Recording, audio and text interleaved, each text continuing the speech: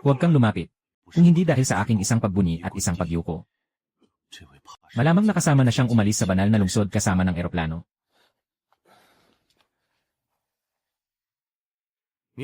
Kumusta, kapatid na Huyo? Ang pangalan ko ay Muyuntian. Ako ang hahawak sa lahat ng bagay tungkol sa iyo sa banal na lungsod. Gagawin ko ang lahat ng utos na ibibigay mo. Agad na activate ang pinakamataas na antas ng planong pagsalungat sa apoy. Anumang paraan, ipadala lahat ng pwedeng aalis. Mas marami, mas maganda. Isa pa.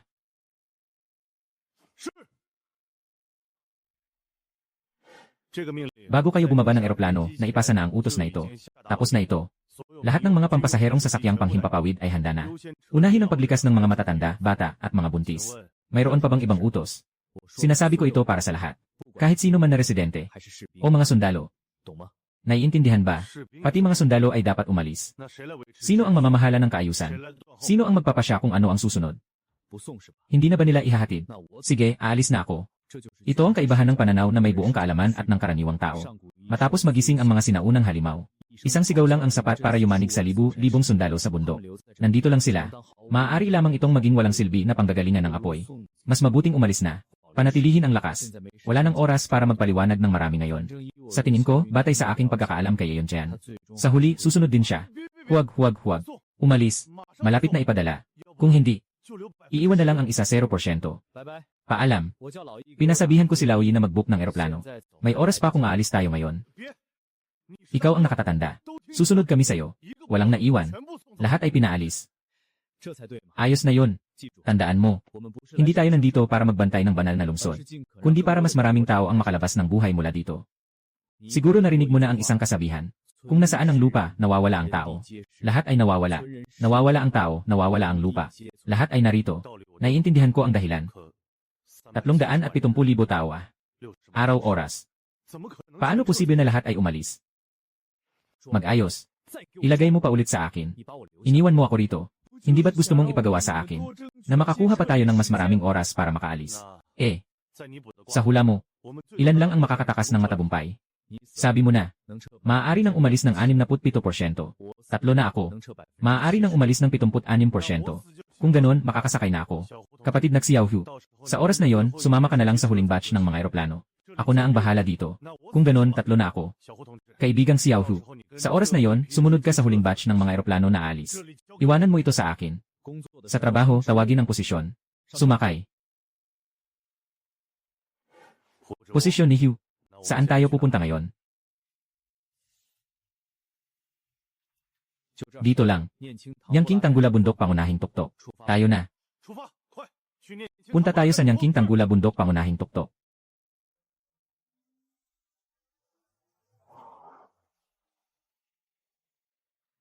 Nasaan ang cellphone mo? Ako. Ang password ay, kailangan ko ang password mo, di ba? Buksan ang pag-record. Sige na. Zhao Yin, Li Chenshan, Qilan, Zhumiu. Sa mahigit 300,000 na mga hula, maraming tao ang nagkaroon ng kakaibang reaksyon pagkatapos ng sakuna. Matagumpay nilang naigupo ang pambihirang kapangyarihan. Mga pangalan na ito ay kabilang sa pinakamagaling na 72 tao. Sayang, karamihan sa kanila ay bagong gising pa lamang. At agad na pinatay ng malalakas na halimaw. Walang pagkakataon upang makapagpahayag.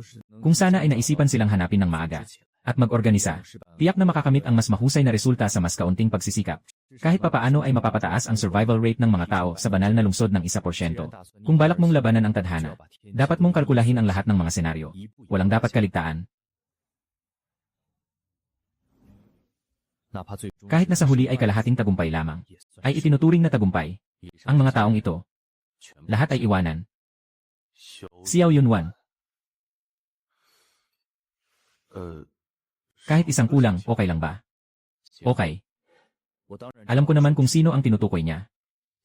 Xiao Yunwan, 22 taong gulang. Iyong nakababatang kapatid na babae. Kasama ang mga kaklase sa banal na lungsod para sa graduation trip. Nagsimula ang pag-alis 2 oras pagkatapos ng sakuna. Maging isang pambihirang tao sa loob ng 3 oras. Nagising ang Iyaya La Class na kakaibang kakayahan, banal na ulap. Makakalikha siya ng isang banal na ulap na sumasaklaw sa daang metro. Ang mga patak ng ulan na bumababa ay pwedeng magpagaling ng sugat ng lahat ng buhay. Nawawala ang karamihan sa mga sumpa at pagbabago. Hindi pa siya kasali sa kaguluhan ngayon. Maaari kang umalis anumang oras. Ngunit, Mula ngayon hanggang sa iyong sakripisyo, mababawasan natin ang 5% ng mga tao na maliligtas.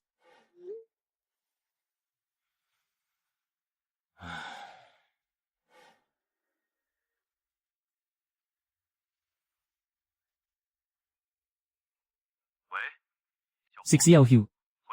Bumalik na ba? Si Lao Yi. Dalhin ang Dragon Bone at ang itlog ng Xiangliu. Dalhin mo ito sa banal na lungsod sa pinakamabilis na paraan. Anong bagay ito? Huwag mong sabihin nandyan ka pa sa banal na lungsod. Hindi ba't sinabi kong bumalik ka agad? Ang lugar na iyon sa banal na lungsod ay hindi kayang ipagtanggol. Nabaliw ka ba?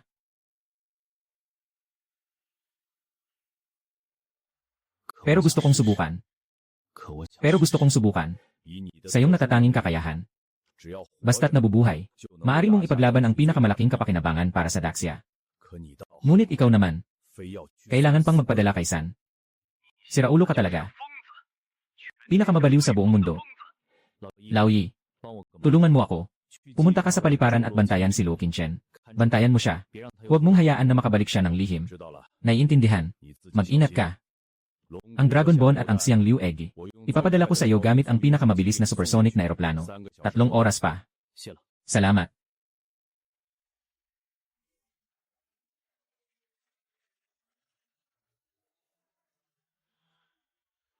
Ito ang lahat ng ari-arian ng pamilya ko. Paano kami mabubuhay kung walang baka? Hindi ako alis. Kung gusto niyong umalis, umalis kayo. Tito, talagang wala na tayong oras. Mas mahalaga ang buhay kaysa sa anuman. Wala akong pakialam sa mga problema mo. Kailangan sundin ang utos. Kung may mangyaring problema, ako, si Xiao Yuntian, ang bahala. Kailangan sundin ang utos.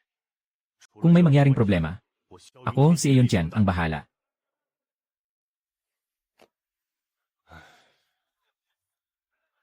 Walang magawa. Dito sa lugar na ito, ang mga tao ay kasama ang mga baka at tupa sa buong buhay nila. Naiwanan ang kanilang mga hayop para tumakas. Mas mahirap pa kaysa sa patayin sila. Magiging maayos din. Ang unang grupo ng mga tao ay umalis na, di ba? 0 minuto na ang nakalipas. Ang unang eroplano na puno ng matatanda at mga bata ay nakalipad na. Lanan.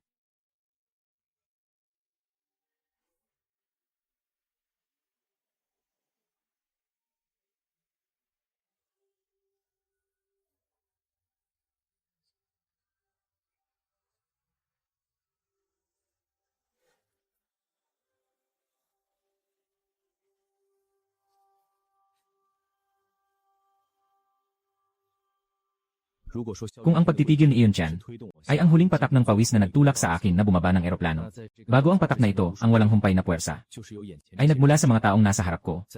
Sa mahigit 300,000 na hinaharap, naranasan ko at sila ang walang katapusang buhay. Ang mga ugnayang ito, hindi basta-basta may iwanan.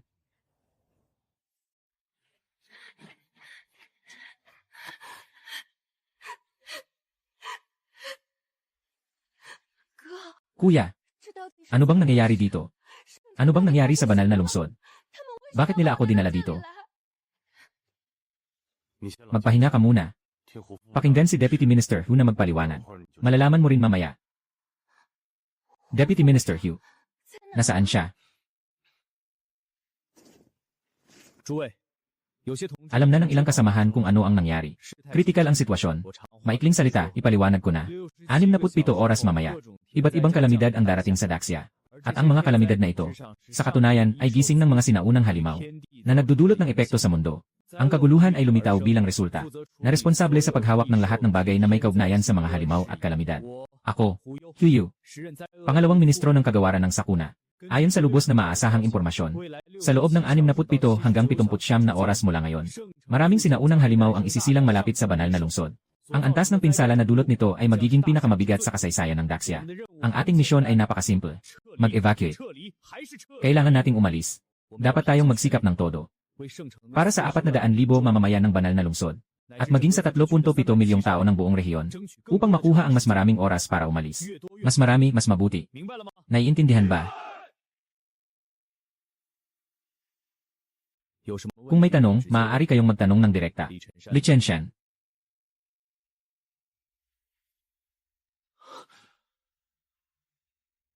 Pangulo. Naiintindihan ko ang dahilan. Pero, bakit ako pa? Ganito ang lakas. Tinatawag na superpower. Tawag din dito ay extraordinary ability. Pagkatapos ng pagbabago ng tao, basta't mapanatili pa rin nila ang katinuan, maaaring nilang makamit ang katulad, o kahit mas malakas pang kapangyarihan. Sa bawat isa sa inyo dito, sa hinaharap magkakaroon kayo ng kahit isang o kahit lares na antas ng kapangyarihan. Ito ang dahilan kung bakit kita pinili. Paano tayo makakaranas ng pagbabago? Yung proseso ng pagbabago, hindi ba ito mapanganib? Siyempre, may panganib ang pagbabago. Pero, ang panganib ng pagbabago, mas delikado ang manatili kaysa umalis. Kung may ilan sa inyo na ayaw manatili, maaari na kayong umalis ngayon. Mag-aayos ako ng espesyal na sasakyan. Uunahin kayong dalhin palayo. Tinitiyak ang inyong kaligtasan. Hindi kayo itinuturing na takas, kundi para sa kapakanan ng iba pang tao sa Daxia. Lahat, nasa sariling kagustuhan. Iginagalang ko ang lahat ng pagpiling nyo. Sige na, mga kasama. Ngayon, kung nais ninyong manatili, sabay-sabay tayong magpatuloy. Kung nais ninyong umalis, manatili kayo dito. Hintayin nyo akong umalis. May sasakyan na maghahatid sa inyo.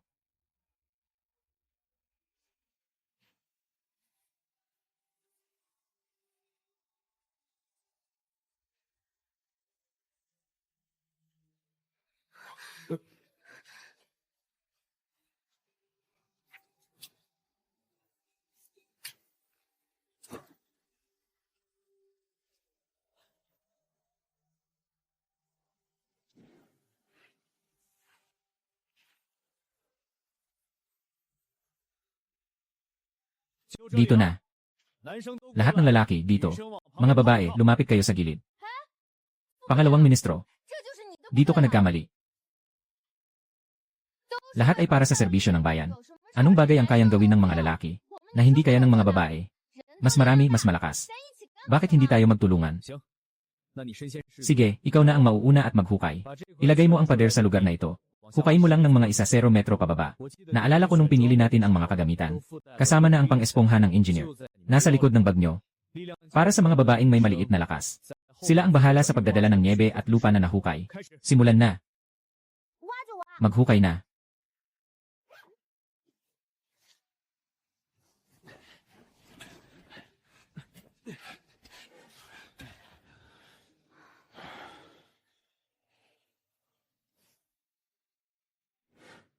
Yung supersonic transport na ipinadala ni Laoyi. Malapit na ito. Ipabagsak nila ang Dragon Bone at ang Xiang Liu Egg. Diretso dito. Makatutulong ito para hindi na ako maglakbay muli. Kailangan kong subukan ang mga bagay na ito. Para suhulin ang isang natutulog na sinaunang halimaw. Narito na ako sa ituktok ng bundok sa nakatakdang lugar. Maaari nang ipabagsak ng diretsyo.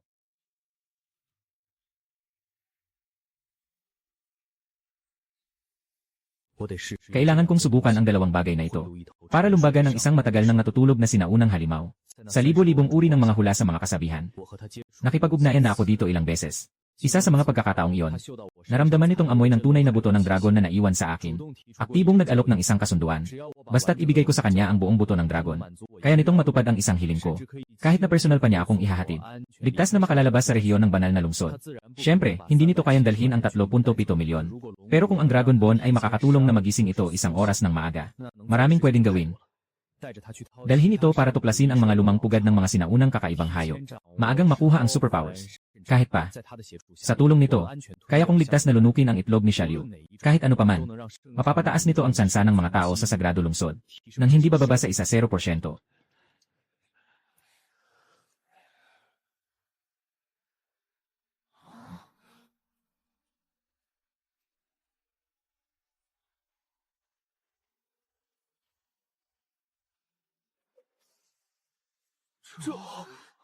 Kaya nitong dalhin ng tao ang bagay na to. Talaga bang tao pa rin sila?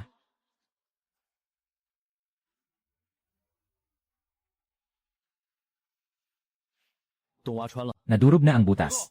Ulat. Nadurog na. May natagpo ang likas na yungib na lagusan sa ibaba. Walang katapusan ang lalim. Hindi alam kung saan ito patungo. Pakiusap magbigay ng utos. CJ.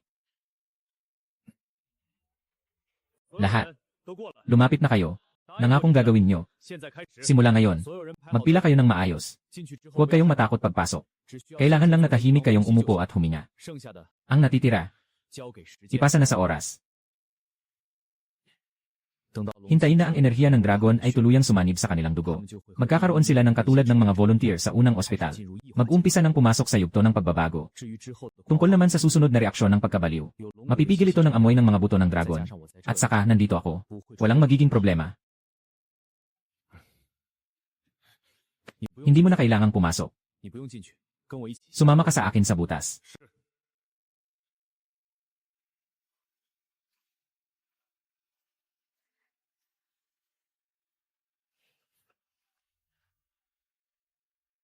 Bakit pa nag-aaksaya ng panahon?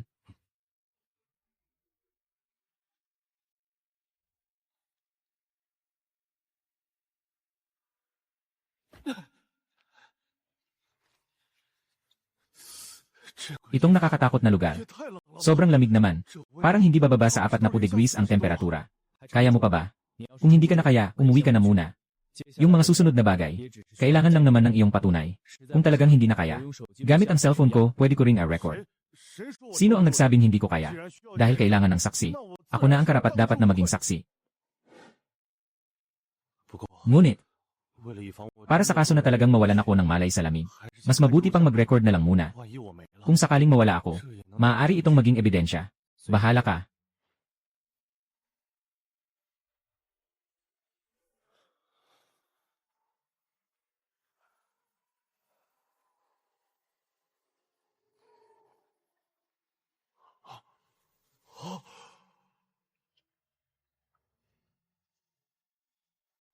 Diyos ko. Ano ang mga bagay na ito? Ang mga misalatant na naglalaman ng pinakamataas na talino ng tao. Talaga bang kayang talunin ang mga halimaw na ito?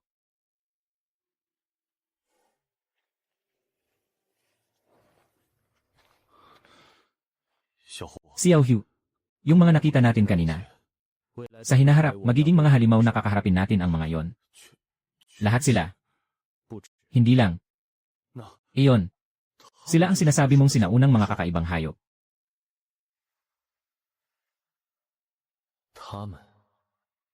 Mga munting hayop lang sila. Hindi pa sila karapat-dapat. Sinasabi mo ba? Senior Zulong.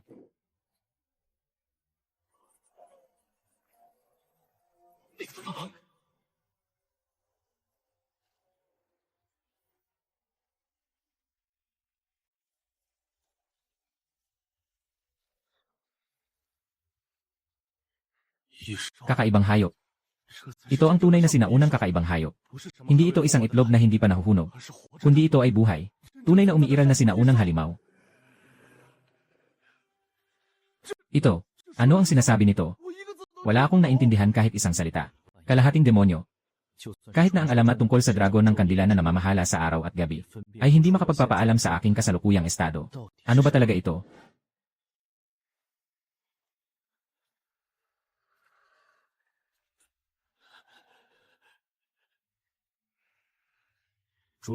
Senior Candle Dragon. Ako na. May isang pakikitungo akong gustong makipag-usap sa'yo. Kakaiba. Matagal nang naamoy nito ang natitirang enerhiya ng dragon sa akin. At naramdaman din nito ang amoy ng buong buto ng dragon sa tuktok ng bundok. Siyempre, nauunawaan ko kung ano ang ibig sabihin ng pakikitungo na yon. May dugo ng kalahating demonyo ng lahi ng ahas sa'yo. Nakuha mo ang totoong buto ng dragon ngunit hindi mo ito nilunok at pinagsama. Sa halip, ginamit mo ito para makipagkalakalan sa akin. Bakit? Para sa lahi ng tao, ang totoong buto ng dragon ay ibibigay sa iyo. Maaari mong ipagdiwang ang isang oras ng mas maaga. Mas mabilis ka pang makakabawi ng lakas kaysa sa lahat ng iba pang sinaunang nilalang. Madali lang ang gusto ko. Noong ang iba pang mga sinaunang nilalang ay hindi pa nakakabawi ng kanilang kapangyarihan. Tulungan mo akong patayin ang isa sa kanila. Ibigay mo sa akin ang kanyang bangkay para ayusin ko. Kalahating demonyo. Ano ang dahilan mo para isipin na papayag ako? Nasa bundok ang buto ng dragon. Patayin kita. Parang napakadaling durugin ang isang langgam. Talaga. Sige, subukan mo nga. Mukha kang nakakatakot sa ngayon. Pero sa totoo lang, ito ay dahil sa paggamit ng huling natitirang lakas, na natipon sa loob ng libu-libong taon. Parang pinipilit lang. Sa pinakamasama, makakapagsalita ka lang. Buksan mo lang ang mga mata at tingnan. Pumatay. Akala mo ba kayang pumatay ng tingin? Ang tunay na buto ng dragon ay may silbi sa'yo. Para kay Dauma, Jaimeng Quilong. Maging sa Zenkan, kapareho rin ang silbi. Hindi ka sumasang-ayon. Lalakad na ako ngayon. Para hanapin ang susunod na makakasang-ayon na sinaunang halimaw. Para patayin ka.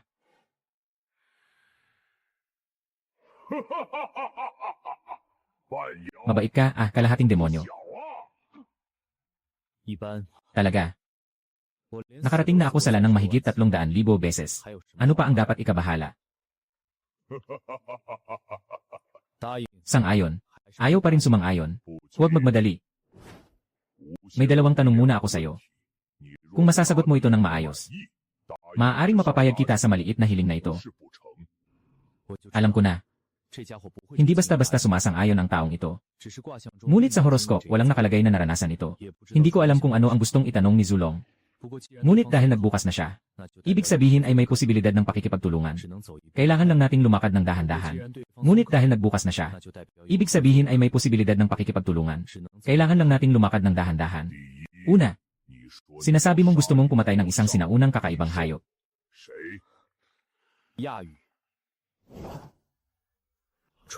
Sa alamat, si Dao Suo ay isang sinaunang Diyos ng langit, na pinatay ng 2 pinuno at kanilang mga tagasunod.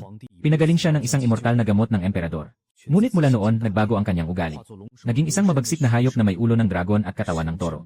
Nawawala ang kanyang katalinuhan. Naghahanap ng tao bilang pagkain.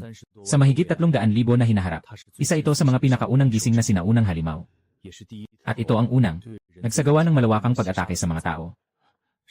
Noong ang banal na lungsod ay isang lungsod ng apoy. Nang ito'y isilang, pinatay nito ang mahigit 10,000. Sa pamamagitan ng paglamon ng lakas ng mga nilalang, mabilis itong lumago. Minsan na akong nakakita sa isang palatandaan ng kandilang dragon na nagsama-sama ng ilang kakaibang hayop. Nagkaisa upang patayin si Dauma. Ito ay nagpapatunay na noong sinaunang panahon, ang mga kakaibang hayop ay maaaring magpatayan. Kung hindi, hindi ko sana unang pumunta sa kanya. Yung taong yun na. Simple. Ikalawa, walang nakakaalam kung saan ako nakahimlay. Bakit mo nalaman dito? Hindi kaya may likas kang kakayahan na makakita sa mga lihim ng langit?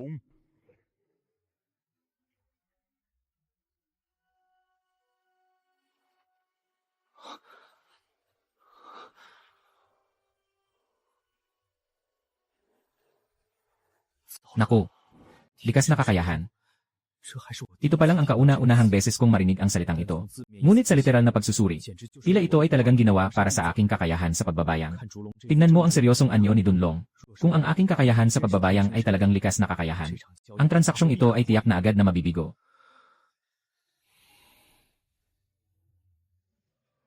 Anong likas na kakayahan?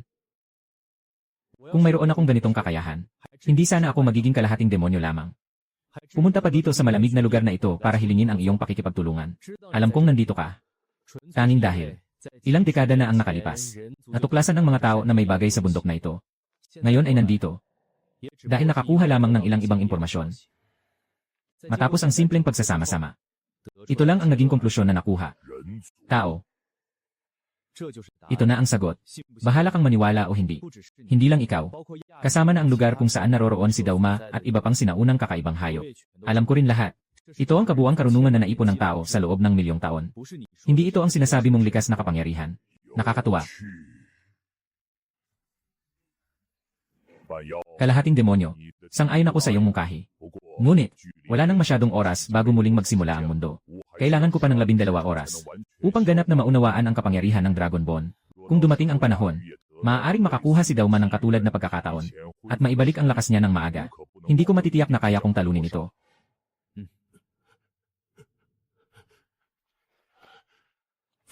Huwag mag-alala. Ipapadala ko sa iyo ang Dragon Bone agad.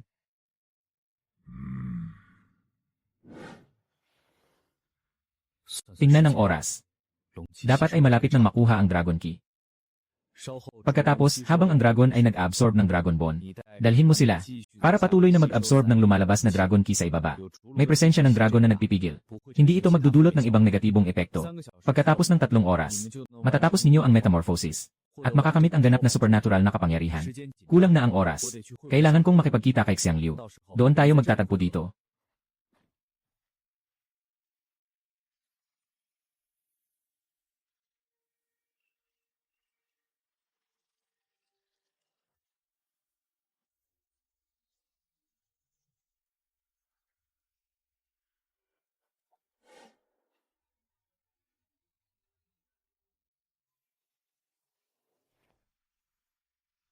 Dakuang. Ako. Paano ako napadpad dito? Umalis ka na agad. Umalis ka dito agad. Ganon ang reaksyon mo ng sobra. Sa mahigit 300,000 na mga hula. Hindi ko kailanman inilipat ang itlog ni Xiangliu sa banal na lungsod. Noon, hindi pa gano'n ka-worst ang sitwasyon sa banal na lungsod. Kaya hindi pa kailangang makipagsapalaran at makipag-ugnayan dito. Kapag mas lumala na ang sitwasyon, nakapag-umpisa na rin ito sa disyerto. Naalala ko pa ang unang pagkakataon na ito ay pumutok pagkatapos ng pag-iral. Ito ay bigla ang pag-atake sa tao.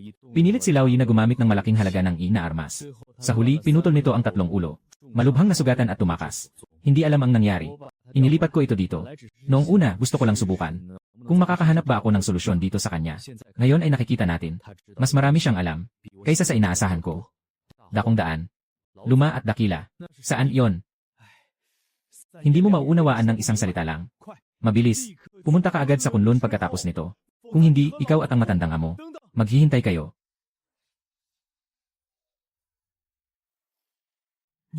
Ikaw.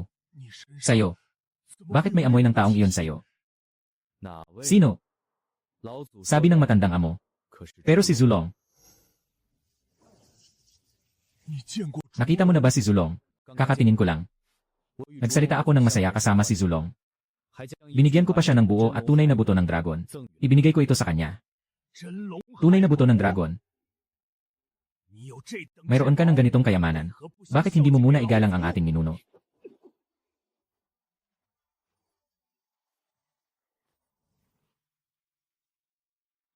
Sabi ko, ninuno.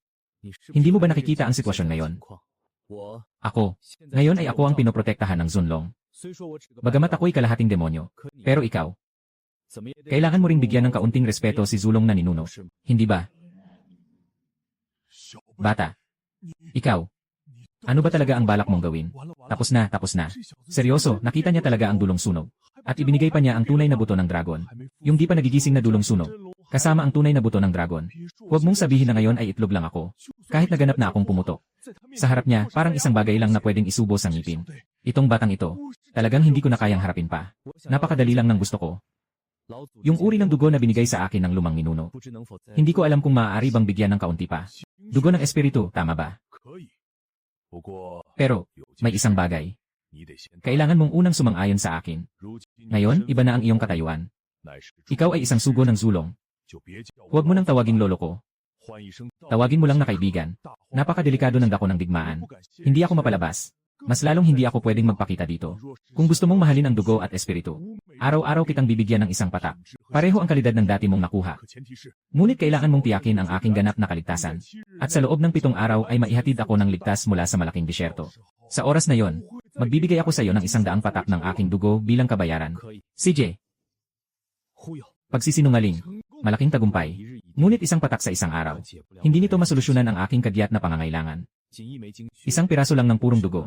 Magagawa lang nitong gawing legendary ang antas ng Tuntian. Pero hindi nito kayang ibigay sa akin ang tunay na lakas ng dugo ni Xiangliu. Nais kong ligtas na lamunin si Dauma sa tulong ng dulong. Kailangan pang magpatuloy sa pagpapahusay. Kung hindi, kahit na makuha ko ang sukat ni Dauma, di pa rin ako makakain ng maayos. Sa oras na yon, nakakahiya na talaga. Pero, kailangan mo munang ibigay sa akin ang 100 patak ng dugo. Bilang patunay ng ating pagtutulungan. Ang isang patak bawat araw ay masyadong maliit. Natakot ako na baka hindi na ako pansinin ni Lolo Candle Dragon. Sa huli, tayo lang ang mawawalan ng malaking kalamangan. Walang patak. Hanggang 30 patak. Patak ng araw. Kahit isang patak, hindi pwede. Hanggang 50 patak. Kung ayaw mo, ibigay mo na lang ako kay Ginoong Dunlong. Sige na. Just 50 patak. Inisip ko sana na makakuha ng 10 patak lang ay ayos na. Lunchtime ng Yuan Shui's Essence. Makakadagdag ito ng 200 taon sa buhay. Sa oras na yon, hindi na ako kailangang magtago pa. Diretso ko nang maipaalam sa lahat ang ilang bahagi ng langit. Para mas magampanan nila ng maayos ang utos. Hindi ko inasahan na sasabihin niya agad na 100 patak ang kabayaran. Ano pa nang sinasabi mo? Ang laki ng loob ng kuya mo. 50 patak ng espiritu ay katumbas ng 1,000 taon ng buhay. Muli nitong mapapalakas ng malaki ang aking katawan. Kahit na hindi ko ma-activate ang dugo ni Xiangliu. Siguradong sapat na ito para mapuno ko ang tiyan ko.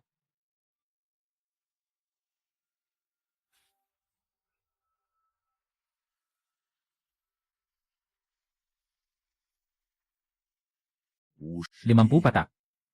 Ibibigay ko na lahat sa'yo. Bata, mas mabuti pang tuparin mo ang iyong pangako. Kung hindi, May dugo ng aking lahi na Xiang Liu sa'yo. Madali lang akong makahanap sa'yo. Kaya huwag kang mag-alala. Walang problema. May isa pang natira. May natitira pa bang isa? 50 patak ay ang sinseridad ng pagtutulungan natin. Ngayon, natanggap ko na ang sinseridad. Pero ayon sa kasunduan, ngayon, hindi ka pa rin magbabayad ng isang patak sa akin. CJ. Sino ba ang batang ito na?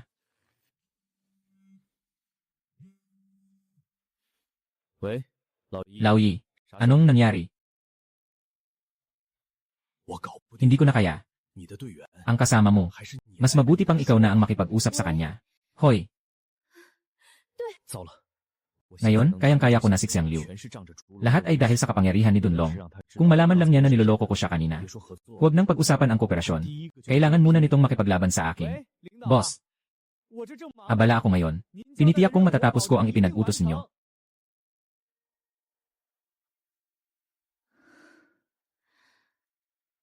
Lanan, kailangan mo ba ng tulong dyan? Hindi na.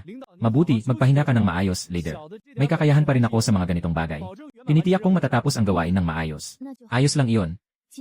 Tandaan mong iulat ang progreso sa akin pagkatapos ng 12 oras. CJ, tinitiyak kong darating sa oras. Bata, bakit hindi mo pinapayagan yung babaeng may banal na dugo na lumapit?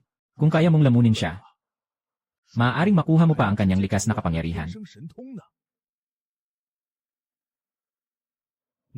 Akala mo ba ayaw kong lamunin siya? Napapaligiran siya ng napakaraming mga bihasang mandirigma. Kung sakaling mag-isip ako ng masama, tiyak na, hindi ko na makikita ang inyong mukha at ang mukha ni Lolo Zulong ay mapapalayas ng mga tao. Kaya mo yan.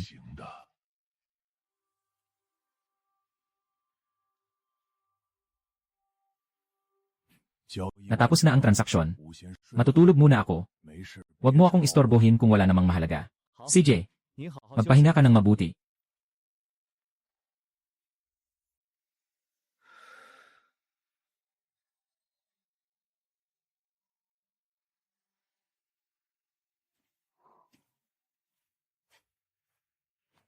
Ngayon ay 1:00 ng umaga na. Hanggang sa ganap na paggising ni Long, may ilang oras pa. Bago tuluyang bumaba ang kalamidad, may 61 oras pa. Hanggang sa muling paggising ng mga sinaunang halimaw, may 73 oras pa. Kailangan magmadali na tayo. Kumagat ng langit. Simulan.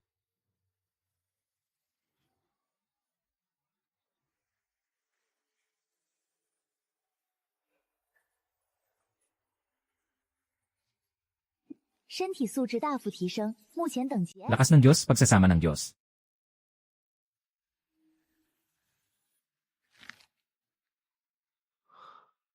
Dumating na ba saga? Akala ko kayang lamunin ang buong Fati. Pati na ang batang hudaw na ako. Bakit ang katawan ko ay mabilis na umabot sa rice na antas? Hindi ko akalain na 50 piraso ng dugo ng Xiang Liu ang pumasok sa akin. Kakaunti lang ang naabot ko sa level na kapal. Itong huling isa. Kung kakainin ko ito mag-isa, maaari lang akong makadagdag ng 2 taon sa buhay ko. At isang maliit na pagpapalakas sa katawan. Hindi talaga posible na magising ang dugo ni Xiang Liu na tagapagmana. Pero kung ipamahagi ko ito sa 73 pang huling tao, matapos ang pag-iwas sa konsentrasyon, dapat ay makakapagbigay ito sa kanila ng hindi bababa sa isang pagkakataon, na magpakitang gilas, ng kanilang pambihirang lakas bago tunay na mag-restart ang mundo. Mahalaga ang kabuuan. Magandang trabaho. 3 oras. Kabilang ang 73 tao, kasama si Xiao Yuntian. Lahat sila ay matagumpay na nakakuha ng pambihirang lakas. Maliwanag kong nararamdaman na bawat isa sa kanila ay mayroong nakatagong napakalakas na kapangyarihan. Sayang, hindi pa nila kayang gamitin ito ng ayon sa kanilang nais. Sa mga salita ni Xiang Liu, hindi pa ganap na ne-reset ang mundo. Hindi pa bumagsak ang mga batas. Kahit na maaga kang nagising sa pambihirang kapangyarihan, hindi mo ito basta-basta magagamit. Kung sa pilitan itong gagamitin, napakalaking halaga ang kapalit. Ngunit hindi ito ganap na walang solusyon.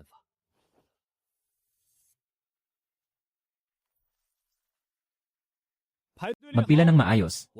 Kapag nabanggit ang pangalan, lumabas para kumuha ng mga kagamitan. Xiao Yuntian.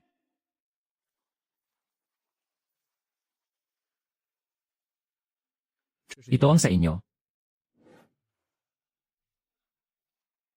Yung nasa kamay ninyo ay makakatulong sa inyo. Gamitin ang isang buong lakas ng sobra. Ang susunod na misyon, ipapadala kayo sa iba't ibang evacuation points sa banal na lungsod. para tulungan ang mga tao na lumikas. Tandaan, kung ang panganib na kinakaharap ay hindi gaano kalaki, mas mainam na huwag gamitin ang sobra-sobrang kapangyarihan. Siyempre. Pero kapag hindi na kaya, kailangan gamitin pa rin. Naintindihan mo ba? Naintindihan ko. Yung mga pangalan sa report pwedeng umakyat na muna.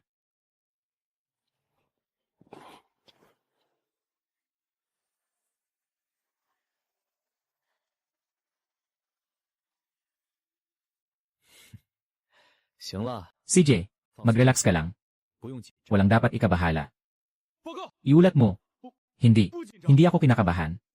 Medyo excited lang ako. CJ, kung ganon, mag-excite ka lang. Kagawad Lichenshan. Ngayon ay ipapahayag ko sa iyo ang isang mahalagang misyon. Pangulo, pakiusap magsalita. Tinitiyak ni Lichenshan na matatapos ang misyon. Manatili sa pintuan ng lagusan. Sa loob ng susunod na 21 oras. Maliban sa akin, walang ibang papasok. Walang inilalabas kahit anong bagay. Kaya mo bang magawa iyon? Kaya ko. CJ. Sabi ko, leader.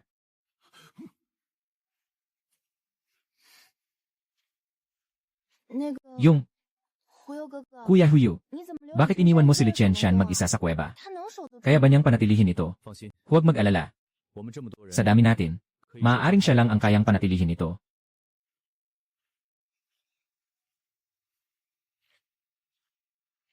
Wala ba kayong nagtanong-tanong sa isa't isa?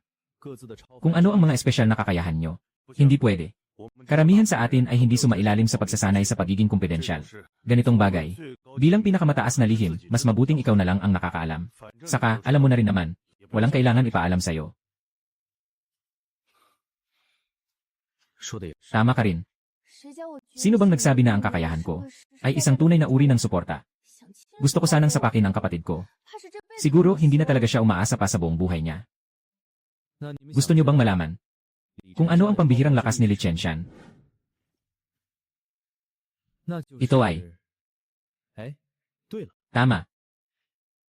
Hindi ka rin naman nakatanggap ng training sa pagiging lihim, di ba? Kaya na lang, huwag na nating pag-usapan. Sa tamang panahon, malalaman niyo rin.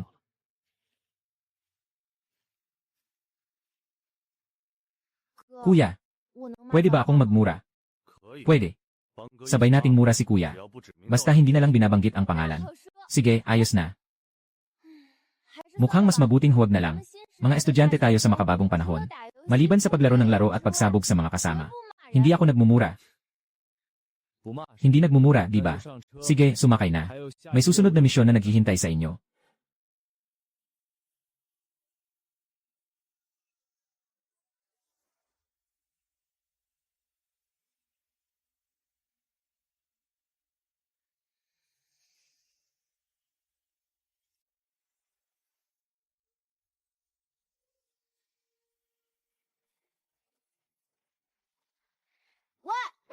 Kayo, bawal mag-parking dito. Makakatakot sa mga baka at tupa. Bakit may tao pa? Kuya, hindi ba't naorganisa mo na ang paglikas ng buong bayan? Tungkol sa mga pastol, hindi ganoon kadaling ipaliwanag. Madaling kausapin ang mga residente ng bayan. Telepono ng anunsyo, kumatok sa bawat bahay. Maaari nang mabawi agad. Pero ang mga pastol na ito ay nagkalat sa buong damuhan. Kahit na maglakad ang mga opisyal ng bayan sa bawat bahay. Hindi natin alam kailan sila makakatanggap ng abiso. Sa buong otonomiya, 3.7 milyon ang populasyon. Kalahati nito ay mga pastol. Napakahirap mag-abiso sa kanila. May mga nag-aalaga pa rin ba ng hayop ngayon? Sobrang normal na ito. Bababaan ko siya at kakausapin.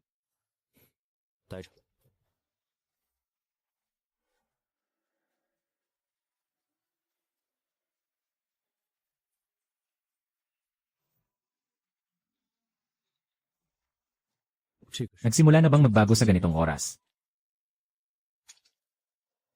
Yung mga naunang kulay bughaw na python at maliit na ahas ay mga bagong panganak na supling. Madaling maapektuhan ng kakaibang enerhiya sa paligid. Maaaring magbago ng maaga pero itong Tibetan Mastiff ay mature na. Ngayon ay nagkaroon ng dayuhan na reaksyon. Masyado namang maaga ito. Ang dakilang disyerto ayon kay Xiang Liu. Talaga bang ganito kamisteryoso? Anong ginagawa mo? Sinaktan mo si Ilong. Tatay, nanay, pabilis kayo. Sinaktan ng masamang tao si Ilong.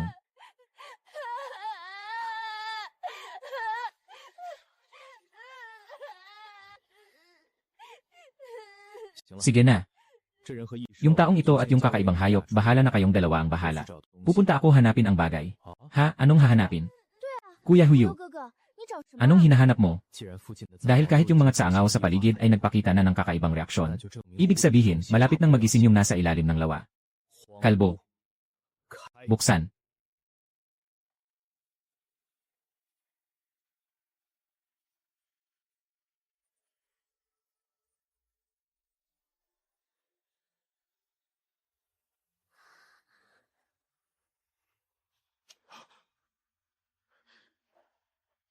Diyos. Diyos ay bumaba na. Nasa itaas ang Diyos.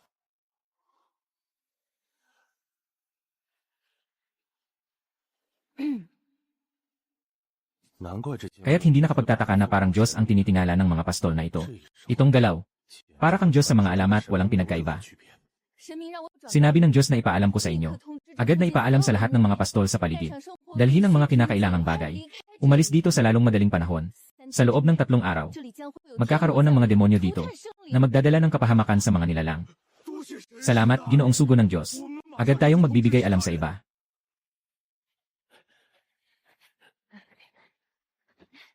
Kuya, tingnan mo. Hindi naman ito kasing hirap ng sinabi mo. Di ba? Kahit papaano, ang mga pastol dito sa paligid ay agad na nagtanong tungkol sa paglikas. Talaga. Sana mamaya makatawa ka pa.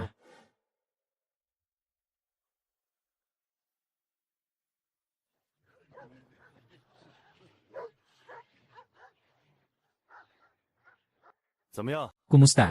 Kaibigang si Yao Yunwan. Ngayon, tumatawa ka pa ba?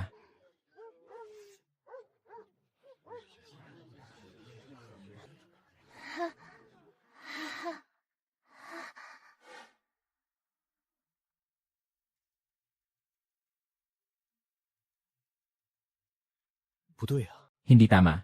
Ayon sa tala ng simbolo, dapat ay may isang nakatagong daanan dito. Bakit hindi ito makita ngayon? Kung ang Candlestick Dragon ay ang tanging sinaunang kakaibang hayop na pwedeng makipagtulungan, si Dao Malang ang kailangang patayin, at si Bai Zi ang nag-iisang maaaring makipag-ugnayan sa tao. Kahit pa sa panig ng tao ang kanyang kinabibilangan. Sa kwento, marunong siyang magsalita ng tao. Alam niya ang lahat ng bagay sa mundo. Kaya niya iwasan ang masama at magdala ng kabutihan. Ito rin ang dahilan kung bakit inilagay nito ang mga pangalan ng mga demonyo sa mundo sa mapa ng Bais at ibinigay ito kay Huangdi. Sa mahigit 300,000 na mga simbolo ng hexagram, nakakita lamang ako ng Bais sa ilang piling simbolo. Ngunit sa bawat pagkakataon, ito ay nagmamadaling tumakas. Hindi ko alam kung ano ang nangyari sa kanya at sa iba pang mga kakaibang nilalang. Ngunit, ang kaaway ng kaaway ay kaibigan. Kung makakakuha tayo ng Bai Zi sa ating panig, mababawasan ang tsansa ng mga tao sa banal na lungsod ng 1-0%. Sa isa sa mga simbolo, may mga pastol na nakakita kay Bai Zi sa ibabaw ng lawa ng Kuona. At sa mga sumunod na pagsisiyasat, natagpuan niya ang isang daanan sa ilalim ng lawa. Ngunit noong panahong iyon, ako ay pagod na sa pagharap sa mga atake ng ibang mga halimaw. Wala talagang oras para mag-imbestiga. Ito rin ang dahilan kung bakit ako agad pumunta dito. Pero nasaan ba talaga ang daan? Sige na, hindi na lang isipin. Magbato muna ako ng tadhana. Tadhana, lumabas ka.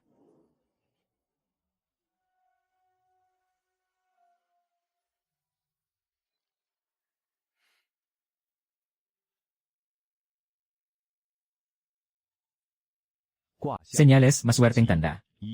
Lumiko sa kaliwa ng 300 hakbang upang ilipat ang malaking bato. Daan Dikir. Patungo sa kuweba ng Bais. Isa. Ito ang unang pagkakataon na nakatagpo ako ng sitwasyong may isang uri lamang ng hexagram. Kahit na ang pinag-usapan ay isang karaniwang individual. Karaniwan ay mayroong napakaraming posibilidad. Pero ngayon, ito na lang ang natira.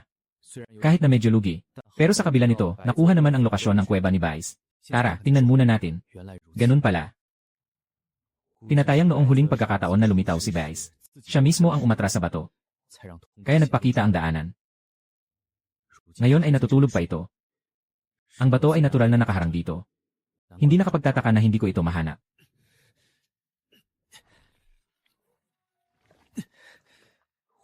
Ang aking katawan ngayon ay nasa antas na na.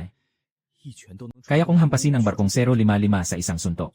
Ngunit hindi ko man lang maalis ang isang bato. Hindi ito makatuwiran. Mukhang inusisa ng Bai Zi ang batong ito. Hindi ito maaalis sa lakas lamang. O mag-aksaya ng oras na magdala ng kagamitan mula sa banal na lungsod. O kumain ng langit. Simulan. Hindi natin kayang ilipat ka. Hindi ba't hindi ka pa rin makakain?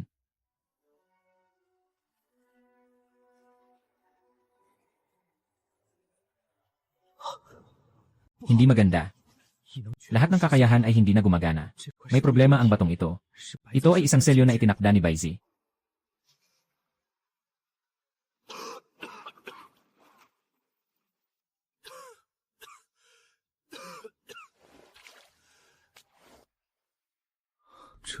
Ito ang yungib ni Baizi. Bagaman mukhang simple ang lugar na ito, sino ang makakaalam kung anong mga bitag ang nakatago sa loob? Yung batong iyon kanina. Malinaw na si Baizi. Para lang sa pag-iwas sa akin. Nagawa niya ito. Kinain niya ang isang piraso ng bato. Hanggang ngayon hindi ko pa rin alam. Kailan makakabalik sa normal si Tuntian? Kaya hindi nakapagtataka na sa hula kanina. Walang kahit isang opsyon na subukang lunukin si Baizi. Akala ko kapag pumasok ka lang dito, hindi na mangyayari ang ganitong sitwasyon. Dito ko lang naintindihan kung gaano kalala ang sinasabi ni Baizi na pagkakaalam sa lahat ng bagay. Ang paghahanap ng swerte at pag-iwas sa kapahamakan. Guru Baizi, nasa bahay po ba kayo? Malaking panganib sa tao. Kailangan mo akong iligtas.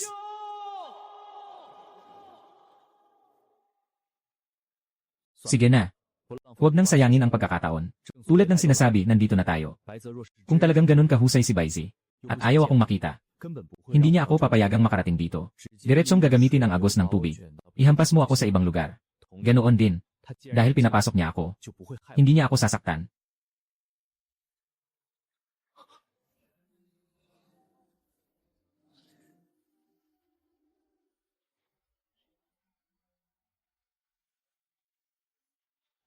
Sampung libong halimaw na anino. Ang lugar na ito ay may kapangyarihang pigilin ang lahat ng kakaibang nilalang. Dahil lamang sa dugo sa aking katawan. Hindi purong dugo ng mga kakaibang hayop. Kaya ang epekto ng pagpigil ay napakaliit. Hindi ko alam kung ano ang mangyayari sa mga purong dugo ng mga sinaunang kakaibang hayop na narito. Ano ang mangyayari sa kanila? Ano ba talaga ang balak ni Baizi? Una, naglagay siya ng malaking bato sa daan upang hadlangan ang pagpasok ng mga tao. At pagkatapos ay ginamit ang batong iyon. Binasag ang lakas ng aking dugo sa loob. Sa huli, ginamit ang pader ng 10,000 demonyo upang hadlangan ang lahat ng purong lahi ng mga halimaw. Hindi ako naniniwala. Ito ay para lamang pigilan ang iba na guluhin ang kanyang pagtulog. Kung talagang nais niyang mabuhay, kaya niyang itago ang kanyang sarili ng mas malalim. Sa katunayan, lumabas siya ay pinapatay ng ibang mga halimaw. Nakatago dito, makakabuhay ako ng mas matagal. Sa talino ni Baizi, imposibleng hindi niya ito maisip. Ngunit narito ito sa mga simbolo, na lumabas mula sa maliit na lawa. Bawat hakbang, bawat eksena. Parang sinasadya niyang ginagabayan ako upang hanapin siya.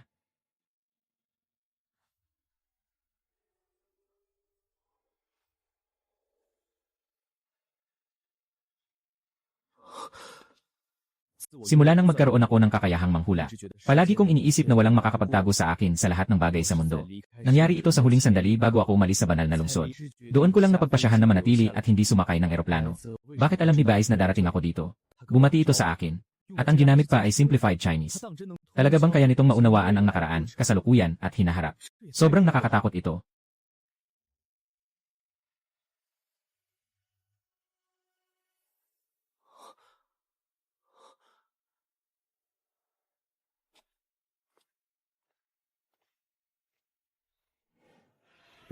Alam kong walang silbi ang paghimok sa iyo na umalis. Maghukay sa ilalim ng mga salitang ito. May mga bagay kang kailangan. Dalhin mo ito sa tabi mo. Natural na makakapagpabagal ito sa dragon. Hayaan itong tapusin ang iyong kasunduan. Ang kinain mong batong iyon ay puting toad demon elixir. Kapag kinain, ito ay mag-aayos ng yin at yang sa iyong katawan. Hindi magagamit ang supernatural power sa loob ng 3 oras. Pagkatapos ng 3 oras, magkakaroon ka ng kakayahang maglaban gamit ang maliit na apoy na hindi nasusunog. Para ito sa isang maliit na benepisyo para sa iyo. At tandaan mo ang mga escape route na nasa iyong hexagram na makakatulong sa iyo. At saka, huwag na lang akong hanapin. Hindi mo mahanap. Baizi, alam niyang mayroon akong kakayahang manghula. Alam din niya kung ano ang nakita kong mga simbolo. Sa mga daan-daang simbolo na lumitaw si Baizi, lahat sila ay tumatakbo. Pinapaalala niya sa akin ang mga daan ng pagtakas. Ibig sabihin ba nito, sa hinaharap magiging katulad ko rin ito? Paano mangyayari iyon?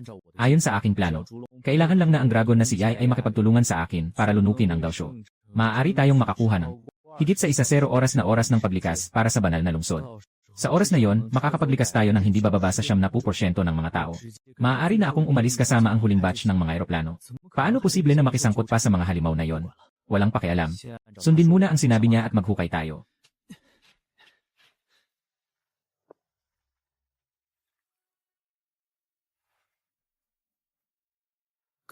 Hindi kaya? Isa na namang kabaong ito. Anong kabaong ang makakapigil sa isang dragon? Sa oras ng buhay at kamatayan ng mga lan. Huwag buksan. Kailangan. Huwag buksan ang pagkakataon ng buhay at kamatayan. Kapag talagang kailangan ko na. Dapat ay sapat ang laki para makapagpahinga, di ba? Kung ayaw mong buksan ko. Kaya't gusto kong buksan at tingnan. May mali. Baka kailangan nating magbasa ng kapalaran.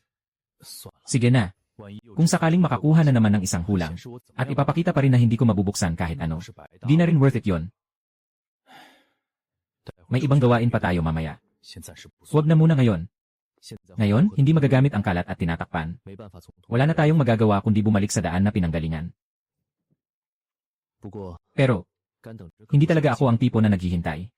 Tamang-tama, samantalahin ang panahong ito, para ipamahagi ang kanilang susunod na mga gawain.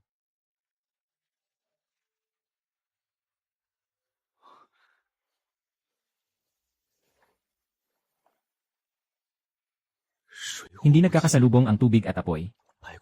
Epektibo na ang bisa ng puting toad demon pill.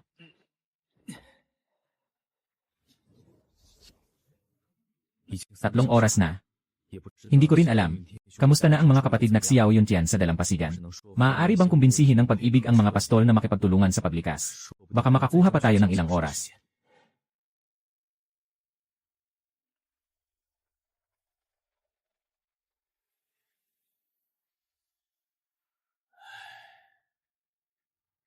Itong taong ito, sa wakas umalis na.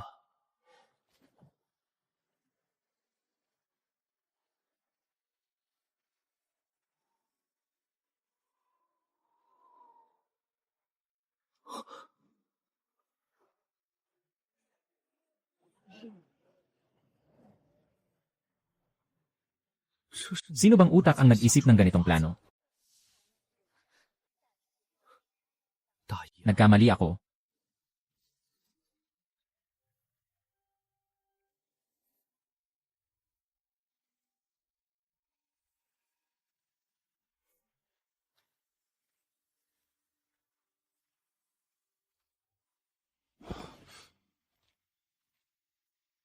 Sabi ko, kuya, saan mo naman nakuha ang kabaong na ito?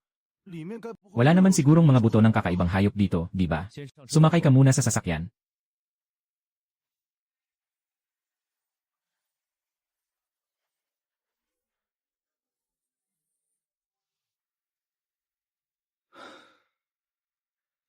Sabihin mo na. Anong henyo sa inyo ang may ideyang ito? Ako nga. O ako. Pinuno. Hindi mo ba gustong mapaalis na agad ang mga nomad? Napanood ko ang video mo tungkol sa Chang'an City. At pinagsama ko pa yon sa mga paniniwala ng mga nomad sa mga Diyos. Kaya agad kong naisip ang ganitong plano. Pinagsama ko ang mga bagay na ginawa mong maliit at paunti-unti. At pinagsama ko rin ito sa video. Dagdag pa ang ilang espesyal na editing. At paliwanag sa lokal na wika. Diretso silang nakontrol ng mga pastol na ito. Ngayon, lahat sila ay sumusunod na. Pagkatapos mapanood ang video, nakapila na para mag-board. Huwag nang sabihin, sobrang cooperative. Kumusta? Hindi ba't ang galing? Tingin ko parang lollipop ka. Sobrang galing. Ikaw. Hayaan mo na siyang magkalat. Bagamat may kalayaan sa relihiyon, ano ang ating katayuan? Maaari ba tayong gumawa ng ganitong bagay? Wala tayong magagawa, leader. Dumarami ang mga pastor na nagtipon sa paligid. Kung patuloy nating pababayaan ito, mukhang buong banal na lungsod. Kailangang dumating ang mga pastol mula sa autonomiyang rehiyon. Mas mabuti pang gamitin ang paraan ni Yunwan. Kung gaano karaming makakaya, ayos na yon. Sa kabila ng kasalukuyang kritikal na sitwasyon, may mga bagay na hindi na pwedeng pag-isipan ng mabuti. Kayo. Sige na, hindi na ito maulit. Ano na ang sitwasyon sa banal na lungsod? Nakatakas na ang lahat ng tao sa buong lungsod. Sa kasalukuyan, tinatayang umabot na sa 10,000 tao ang nakatakas. Patuloy na tumataas ang bilang sa bilis na 3,000 tao kada oras. Laging tumataas. Masyado pa rin itong mabagal. At huwag nang pag-usapan ang tungkol sa paggising ng iba pang sinaunang halimaw. May natitirang 64 na oras. Sa loob ng 52 oras, opisyal na darating ang sakuna. Lahat ng eroplano ay mahihinto sa operasyon. Ang kahusayan sa paglikas ay agad na babagsak. Sa kasalukuyang bilis na ito, maaari lamang makaalis ang 2.4 milyong tao bago dumating ang sakuna. May natitirang 1.3 milyong tao. Sa oras na yon, kailangan nating harapin ang iba't ibang kalamidad at presyon mula sa mga halimaw upang masaklolohan silang makalikas. Napakataas ng antas ng kahirapan nito. Kamusta ang pagsasagawa ng 70 taong grupo? Nagawa na nila ng perpekto ang misyon. Sinuri namin ang lahat ng 70 na kahina-hinalang lokasyon. At natagpuan ng mahigit 129 na mga hayop na may mga unang palatandaan ng pagbabago. Lahat ay naayos na. Ang mga bangkay ay nailipat na sa espesyal na underground freezer para sa pag-imba. Lanan. May magandang balita pa. Maaari nang isagawa ang susunod na misyon.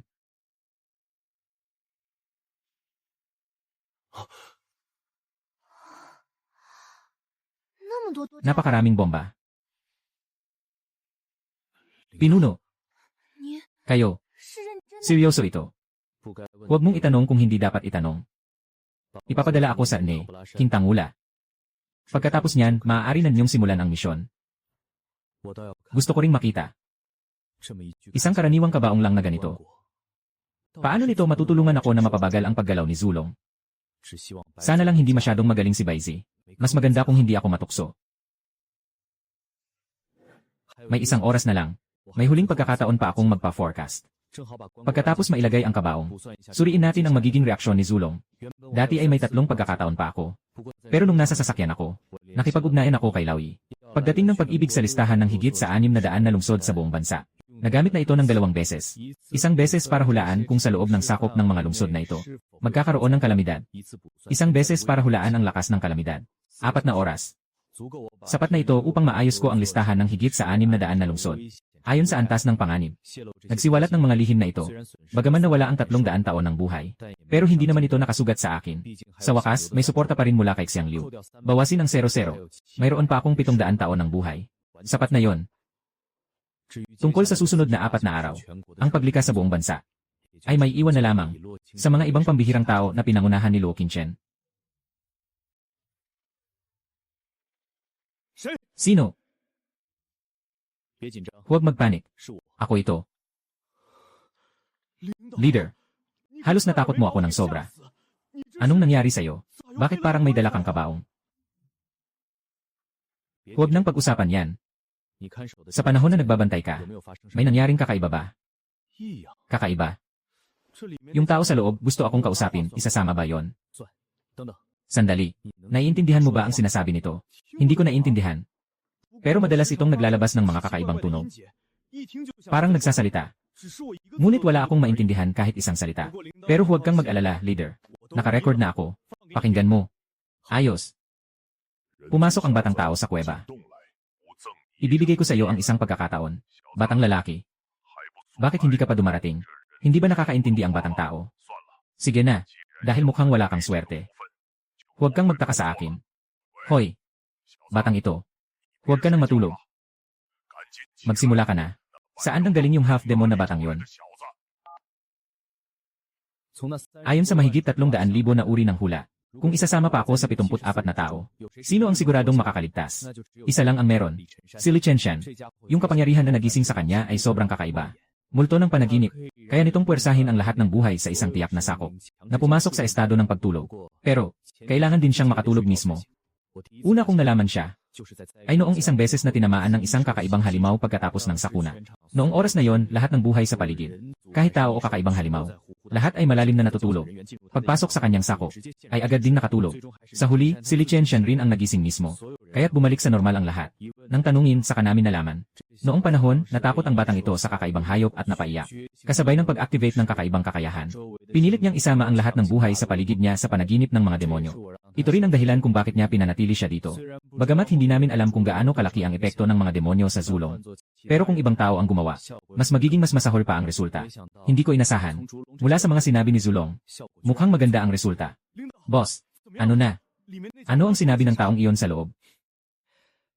Sinasabi nitong pumasok ka, para bigyan ka ng isang napakalaking pagkakataon. Pero ayaw nitong makinig na naiintindihan mo ang sinasabi niya. Kaya sinabing kalimutan na lang. At huwag mong sisihin ito. Totoo talaga. Siyempre. Ngunit hindi ko alam kung talagang ibibigay nito sa iyo ang pagkakataon. Hindi ko alam yon.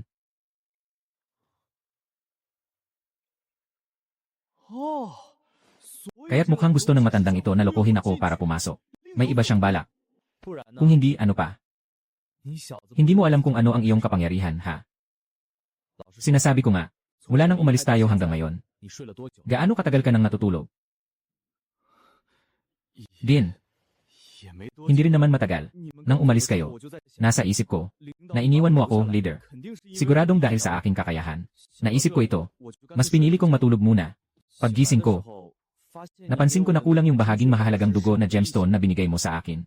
At saka nagsimula ng mag-ingay yung taong yon. Kaya nagsimula akong mag-record. Nagre-record ako sandali. Sobrang ingay na talaga. Kaya nagpatuloy na lang ako sa pagtulog muli. Hintayin mong magutom at magising. Kakain ka. Tapos matutulog ulit. Kung hindi ka lang nandyan sa taas na parang wala sa sarili. Sigurado makakatulog pa ako. Tama ang iyong kakayahang magising. Sige na. Ako na ang bahala dito. Pumunta ka kay Yuntian. May iba pang mga gawain na naghihintay sa'yo. Tandaan mo, huwag kang matutulog muli ha. Huwag mag-alala, leader. Tinitiyak kong hindi. Matagal na akong gising.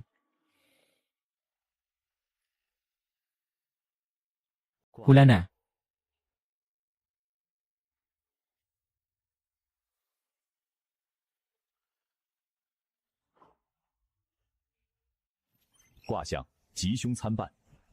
Ilagay ang kahoy na fusan sa harap ng Dragon Heir.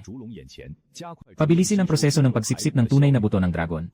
Pagkalipas ng ilang oras, muling babangon ang dragon mula sa bundok. Ipinapakita ng mga simbolo, hanapin ang lugar ng pagtulog ni Dauma kasama ang dragon. Puwersang burahin ang isip ni Dauma.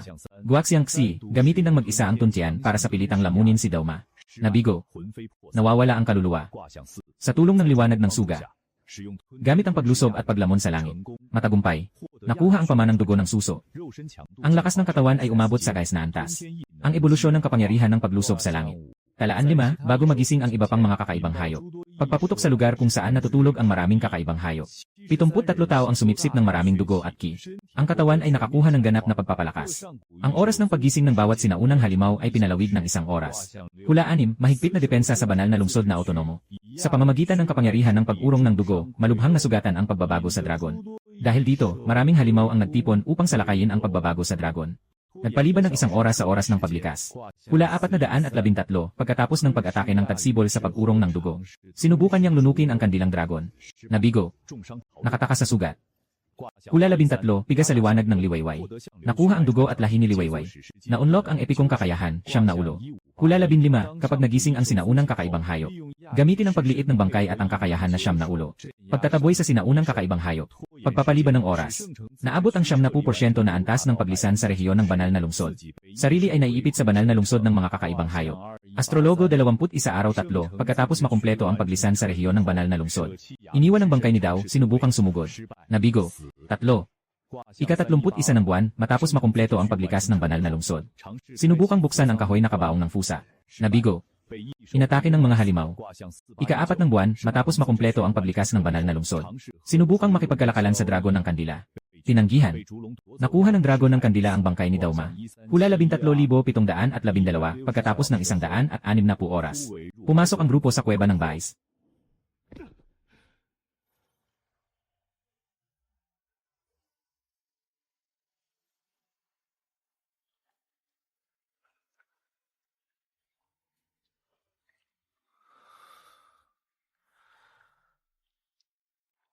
Nasa kamay ko lamang ang punong fusan.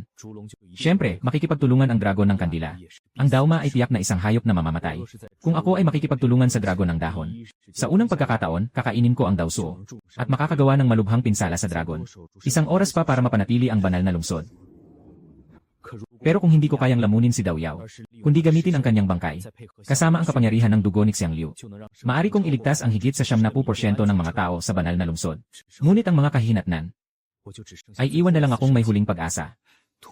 Pumasok sa kuweba ng Baizi para mabuhay. Sandali lang. Baizi. Pinapaalala niya sa akin ang mga takbong ruta nito sa mga hula.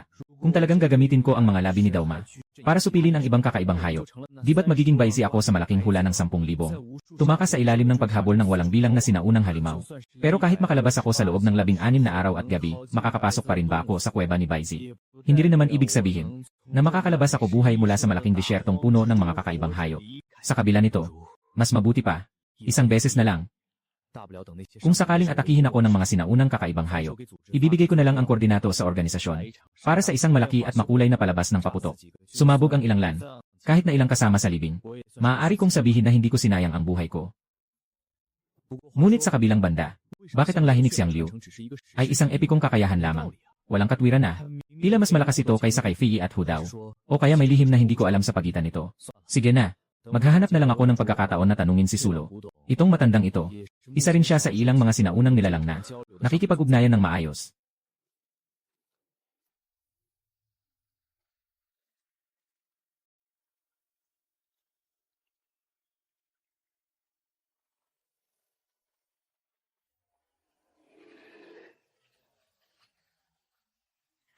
Ikaw, saan mo nakuha ang bagay na ito? Sinasabi ko, naniniwala ka ba na may nahuhulog mula sa langit? Sige na, nakatatanda. Busy rin ako buong araw, matutulog muna ako. Magpakatatag ka sa pagsipsip ng tunay na buto ng dragon. Yung batang yun sa labas, hindi na siya manggugulo sa'yo. Pagkagising ko, sama-sama tayong hanapin si Daosho. Kung ako ikaw, hindi siya pipiliing matulog doon. Kung hindi dito, saan pa? Hindi mo ba alam kung gaano kalamig ang sahig? Sige na, sige na. Matutulog na ako bilang paggalang. Bilisan mo na, magmadali ka. Saka na lang kapag nagising na yung tao sa loob. Kung malaman niyang may tao na naglakas loob na matulog sa kanyang kabaong. Bata, kailangan mong umasa sa iyong kapalaran.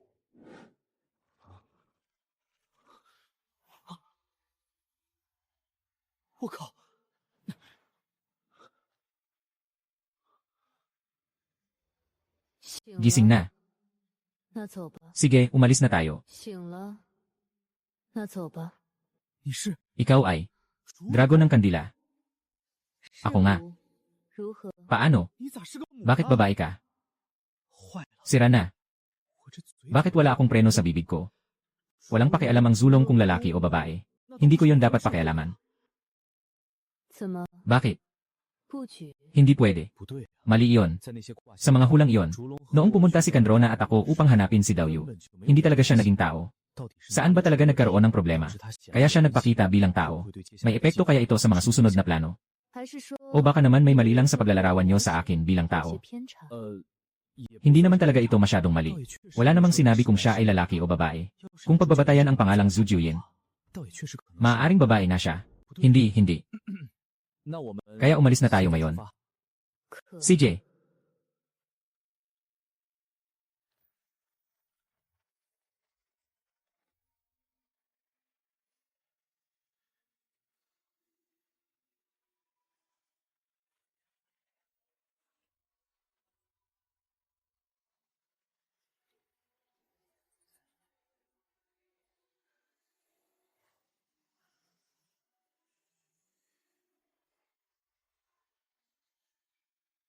Dito, may higit sa 10,000 kakaibang hayop.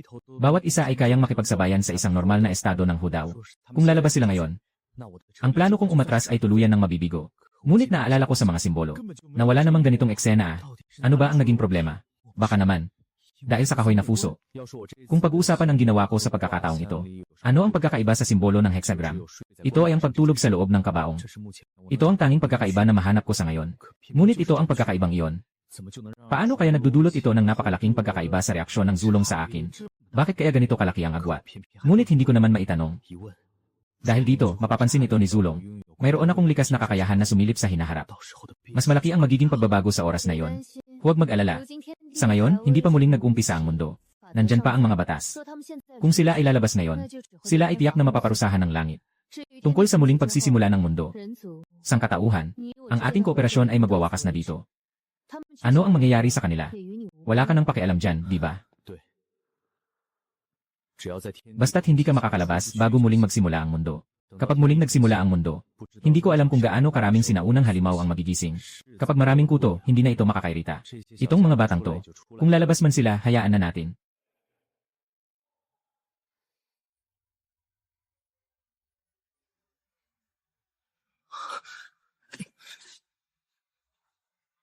Fu Long，圣师苏醒了。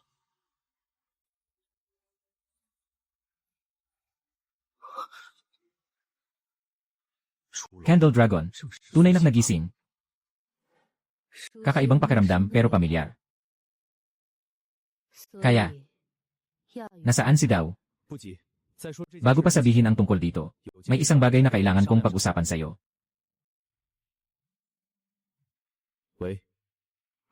Hoy, Xiao Hu, wala bang problema dyan sa inyo? Ipinapakita ng ulap na may malaking pag-ulan ng niebe na hindi pangkaraniwan na nagtipon sa maikling panahon.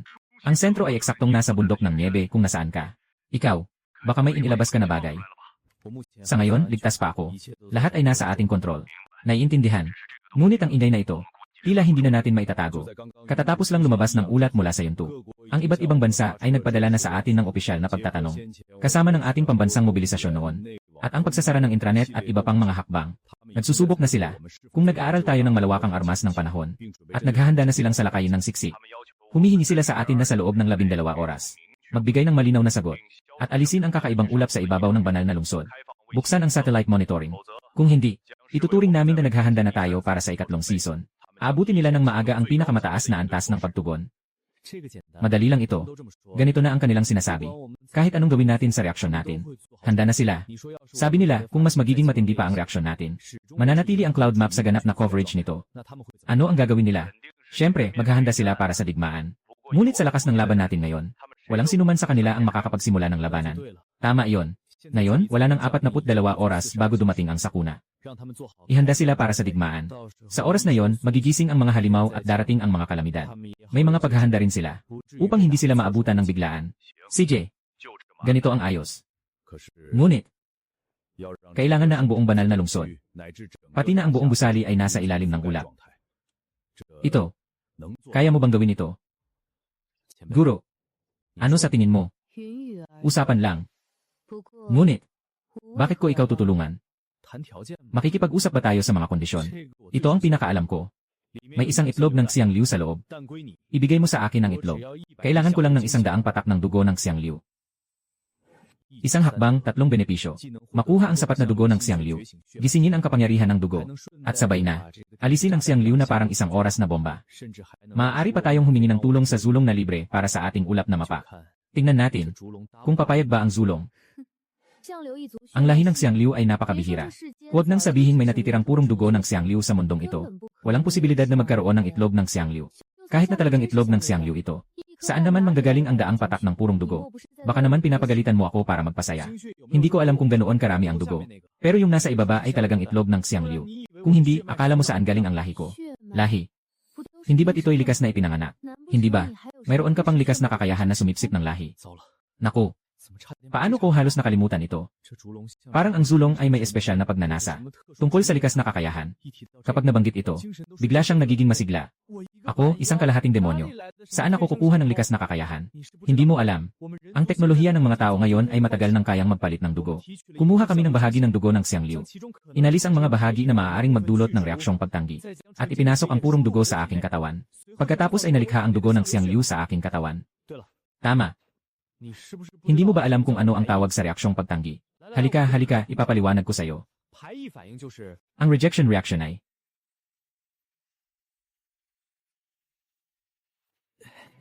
halika. Nandito ang itlog ni Xiang Liu. Tingnan kita. Hindi mo na kailangang magpaliwanag ng sobra. Ang pagkakaroon ng natural na kapangyarihan ay hindi kasalanan. Hindi rin kita gagawin ng masama. Ngunit ang iyong mga talento at kapangyarihan ay talagang magulo. Ano? Ginoong Dunlong, ano bang sinasabi mo? Hindi ko masyadong maintindihan. Ang kapangyarihan ng angka ng Fii ay tuyo. Ang kapangyarihan ng angka ng Tunyon Jiao ay sumisipsip ng dugo. Ang dalawang uri ng likas na kakayahan ay talagang bihira. Napaka-rare na makita ito sa isang half-demon tulad mo. Pero dahil nag-restart na ang kalikasan, normal lang na may mga genius na lalabas ngayon. Huwag ka nang masyadong kabahan. Hindi naman ako gagamitin ang dalawang likas na kakayahan na ito para labanan ka. Nakita ko na. Pero hindi niya ito lubos na nakita. Hindi lang niya nakita ang aking kakayahan sa pagbibigay ng hula. Isinama pa ang tunghayan sa kung ano. Ang tunghayan ng mga ulap at lamok. Hindi mo masabi na ang inyong karunungan ay natatangi. Talagang walang makakalampas sa inyong mga mata. Ngunit, bakit hindi mo sinabi ng maaga? Sinabi ko na sa iyo ang lahat habang naglalakbay tayo. Hindi ka ba nababato? Hindi. Patuloy siyang nag-aral. Naiintindihan niya ang mga sinasabi ko, at inihahambing ito sa aking mga emosyon. Kaya't sa napakaikling panahon, natutunan mo na ang wika ng Daxia. Bakit ka nakatulala? Hindi ba't gusto mong makita ang itlog ng Xiang Liu? Agad.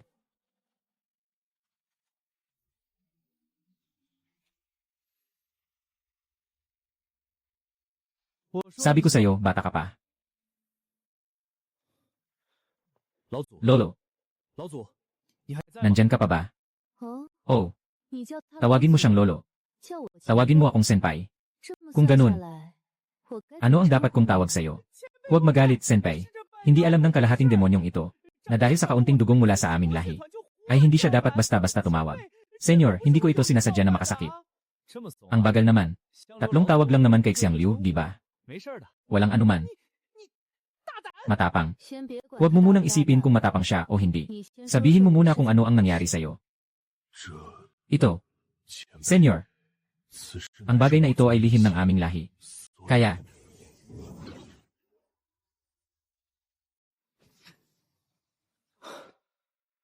may mga bagay na ayaw nilang marinig ko. Ngunit, ang dalawang matandang ito ay hindi pa rin alam kung ano ang high-tech.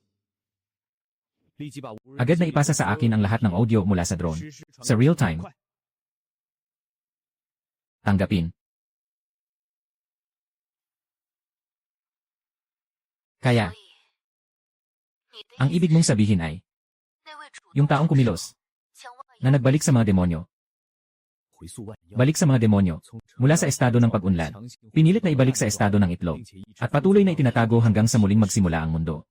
Sa ilalim ng sitwasyong walang panlilinlang mula kay Xiang Liu sa Zulong, ibig sabihin, may isang ganitong nilalang, na makakagawa, na maibalik ang oras ng libu-libong sinaunang halimaw. Anong antas ng kapangyarihan yon? Nga, kapatid. Maliban sa akin, maraming mga demonyo ang naghihintay sa muling pagbuhay ng mundo. Alam ko pa nga ang ilang mga tagong lugar ng mga demonyo. Dahil nagising ka na bago pa man muling mabuhay ang mundo. Baka naman, subukan mong makipagsabayan sa posisyong iyon. Sa oras na yon, siguradong susuportahan ka ng buong isipan niya. Paano naging ganito? Ang purong dugo na si Xiang Liu, hindi ba dapat siya mang ulo? Isang nakakainis na tao, pinutol niya ang ulo ko. Pero siguro ngayon ay naging abo na siya. Senior, ano sa tingin mo sa mungkahi ko? Hindi maganda. Dahil hindi ka nararapat dito. Pagkatapos ay pinabayaan kong ihandog ka ng kalahating demonyo. Ngunit may kapalit iyon. Kailangan niya ng daang patak ng iyong dugo. Dahil ikaw ay naging ganito sa tulong ng taong iyon. Libu-libong taon ng akumulasyon. Dapat ay sapat na yon. Saan naman sapat iyon? Hindi mo alam, senpai. Ang kalahating demonyo ay tiyak na may dugo ng lahi ng leon. Bago ka magsalita, nakuha na niya ang 51 patak ng aking purong dugo. Bagaman may natitira pa akong ilang purong dugo. Iyon ay para sa muling pagsisimula ng mundo. Para mapabilis ang aking paglago. Kung hindi, malamang na nagalit ang Zulong. Ang mga ganitong uri ng tao ay takot sa mahihina at matibay. CJ. Senyor. Kung kailangan ng daang patak. Kaya kong tiisin ito. Huwag mag-alala. Hindi kita pababayaan na walang kapalit. Hintayin mo akong matapos ang kasunduan sa batang iyon. Bibigyan kita ng isang patak ng aking dugo. Sa panahong iyon, hanapin mo para sa akin ang isang lahi ng mga demonyo. Ito. Dapat ay naroroon din ito sa mga demonyo na bumabalik. Salamat sa iyong malaking biyaya, Ginoo. Isang patak ng dugo ng Xiang Liu ay katumbas ng 20 taon ng buhay. Kung makakakuha ako ng isang patak ng dugo ng dragon, mukhang hindi sapat ang daang patak ng dugo ng Xiang Liu. Pero hindi ko alam. Sa oras na yon, gagamitin ang 2 patak ng dugo ng Xiang Liu kapalit ng Xiang Liu. Kung papayag ba ito? Halika. Tila tinatawag ako doon.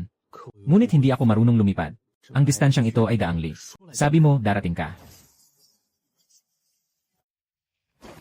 Kumuha ng dugo.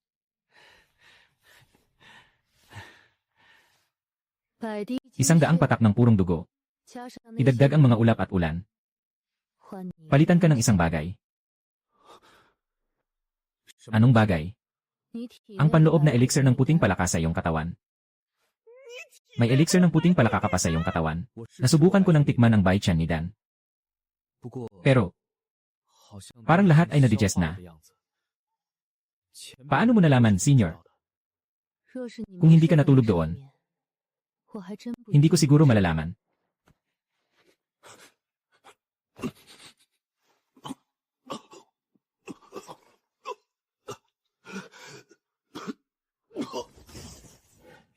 Nalaman ko na ang dating digestion, sa halip na kontrolin. Dahil lang sa aking paggamit ng White Toad Inner Pill na lunukin ko, kaya ito ay naging aking kakayahang hindi maapektuhan ng tubig at apoy. Lumabas na ang bagay. Magpapasya ka bang makipag-transaction o hindi? Pwede naman. Pero kailangan mo munang sabihin sa akin, anong gamit mo sa White Toad Inner Pill? Hindi ba't ang tanging magagawa lang nito ay hindi maapektuhan ng tubig at apoy? Ang karaniwang loob na elixir ng puting palaka ay pwedeng gamitin ang maliit na apoy ng hindi sumisira. Ang karaniwang loob na elixir ng puting palaka ay pwedeng gamitin ang tubig at apoy ng hindi sumisira. Pero, yung 100,000 taong lumang jade na elixir, mayroon ding kapangyarihang itago ang mga lihim ng langit. Huwag mong dalhin yung maliit mong bagay, wala namang silbi. Mas maganda kung hindi na lang. Nagsasabi lang ako ng joke. Itinatago ang lihim. Para sa akin, ito ay isang bagay na nakakatulong sa buhay ko. Kapag meron na ito, hindi na ako kailangang mag-foresee.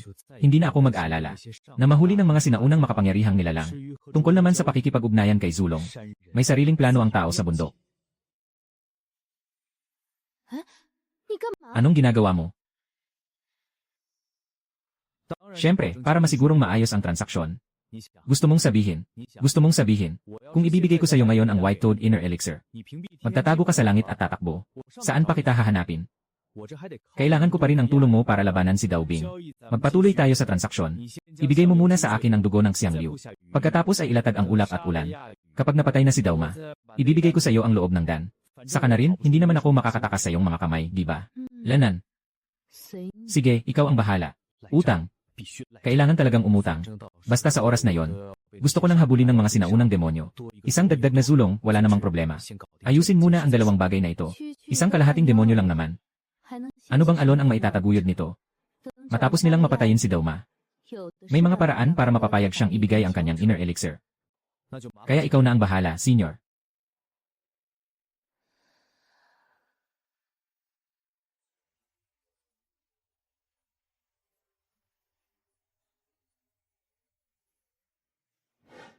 Unang hakbang. Tapos na. Ngayon, ang buong gusali ay napalibutan ng ulap.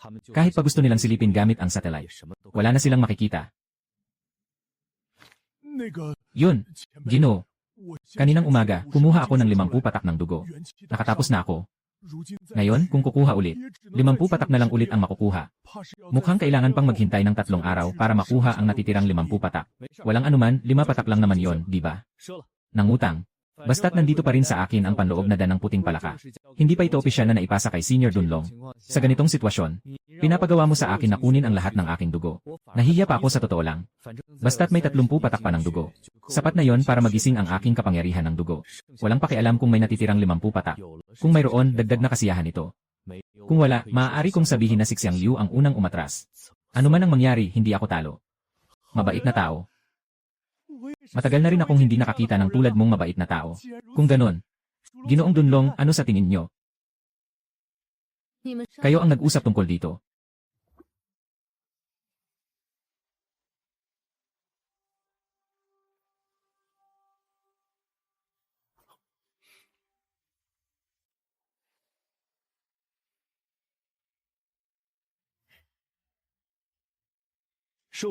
Dagdag na 600 taon sa buhay. Matagumpay na nakuha ang pamana ng dugo ng Xiang Liu. Nagising ang epikong antas na kakayahan, 9 na ulan. Ganun pala. Itong mga tentacles ay kumakatawan sa akin na makakakontrol sa mga walang kaluluwa at walang amo ng sabay-sabay. Walang hangganan ang antas. Ang saklaw ng kontrol ay nakadepende sa lakas ng aking kaluluwa. Kung isa lamang na bangkay ng Dao Ma ang aking kokontrolin, kaya kong kontrolin ito, kasama ng iba pang mga sinaunang halimaw na mapapahamak. Pero ang ibang sinaunang halimaw, kaya ba nila? Ngayon, tiyak na ito ay matatag na. Lanan. Kakaiba. Ikaw na half-demon. Kahit pa may taglay kang angkan ng Cloud-Devouring Python, kahit pa kumain ka ng maraming dugo ni Xiang Liu, hindi dapat makuha ang kanyang angkan sa dugo. Hindi ba? Posible kaya, may bahagi rin sa aking katawan ang dugo ng Liu. Dugo ng kalahating demonyo mula sa 3 lahi. At sadyang minana ko pa, ang pinakakakaibang dugo mula sa 3 lahi. Ang malaking panahon ng aking demonyong lahi. Talaga bang darating na sila? Opo, nakatatanda. May pagkakaiba ba ang lakas o hina ng dugo ng lahing ito? Maliban sa sinabi mo, na mas mahina ang talento ng angkan ng mga ulupong. Parang pareho ang lakas ng talento ng iba kong 2 angkan. Ay. Pero sa normal na kalagayan, hindi ba dapat mas malakas si Xiang Liu kaysa kay Fei? Normal. Ang talento ng mga demonyo ay nakasalalay sa pamana ng dugo. Karamihan sa mga talento sa dugo ay hindi lamang isa. Gamitin natin ang angkan ng Xiang Liu bilang halimbawa. Bilang karagdagan sa 9 na ulo na nakuha mo. Mayroon ding mga lason, mga lupain ng tubig, tagtuyot, at iba pang mga talento. Ngunit ang mga iyon ay karaniwang talento lamang. At ang 9 na ulo ay isang Diyos na kapangyarihan. Ang Diyos na kapangyarihan ay tanging isang Xiang Liu ang magmamana. Maliban kung ang nakaraang ulo ay nagmana ng kamatayan ng 9 na ulo na Xiang Liu. Hindi kailanman magkakaroon ng pangalawang Xiang Liu na nagmamay-ari. Tanging ang may siyam na ulo. Ang maaaring tunay na tawaging Xiang Liu. Ang iba ay mga halo-halong lahi. Ay, hindi tama. Hindi ito tama. Hindi mo ba sinabi na may isa pang purong lahi na Xiang Liu sa mundo? Dapat ito na yon, tama ba? Kung ganoon, ibig sabihin, meron din siyang siyam na ulo. Hindi dapat ganon. Dapat nga. Isang taong nakakainis na tao, pinutol niya ang ulo ko. Ngayon, mayroon na lang akong ulo. Ang kapangyarihan ko. Matagal nang nawala. Kaya, ngayon, ako ay purong dugo na Xiang Liu. At ikaw ay naging sunod-sunod. Kaya, Senior, ngayon ako ay maituturing na Shigong. Purong dugo na Xiang Liu. Kasabay nito, half-demon din siya. Ito, hindi ko rin alam. Mula pa noong unang panahon, hindi pa kailanman nagkaroon ng katulad mo. Tungkol naman sa lakas ng iyong mga kakayahan. Ang talento ay nakatakda na mula pagkabata. Hindi na ito mababago. At ang mga supernatural na kakayahan ay hindi pareho. Maliban sa ilang piling kakaibang kakayahan. Ang natitirang mga kakayahan ay halos pareho ang unang lakas. Pagkatapos mong matutunan ang paraan ng pag-aayuno, ay maaari mong unti-unting mapabuti ito. Kunin na lang nating halimbawa ang tunsu ng inyong lahing Tunyunmang. Ngayon maaari mong lunukin ang dugo ng Xiang Liu upang maging lakas mo. Ngunit hanggang ngayon, nakakapagpalakas lang ito ng iyong katawan. Kumpara sa iba pang mga Diyos na kakampi nila, mas mahina pa rin sila. Pero kung ang sinasabi nilang mitikal na puno ng langit na sawa na may 7 kulay, na tinatawag na tumingin sa langit, ay totoo. Ano ba yon kung totoo?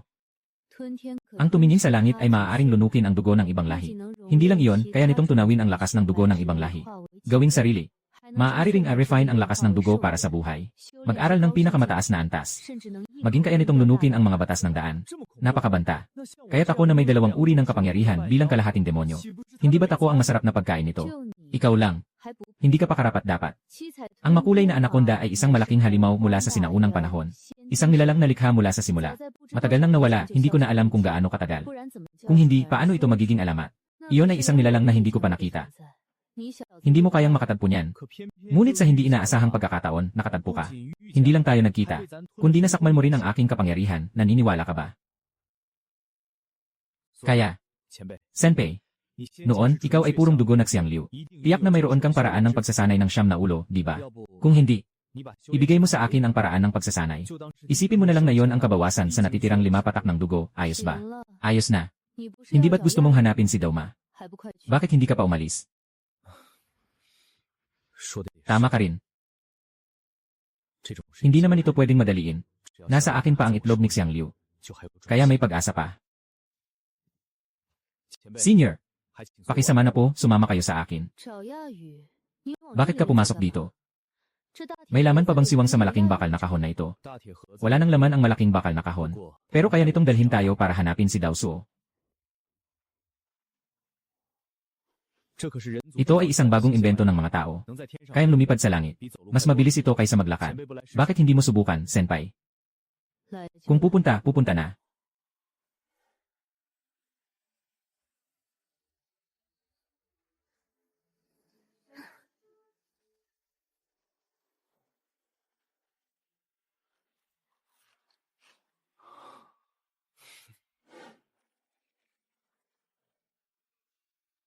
Sigurado ka bang nandito si Dauma?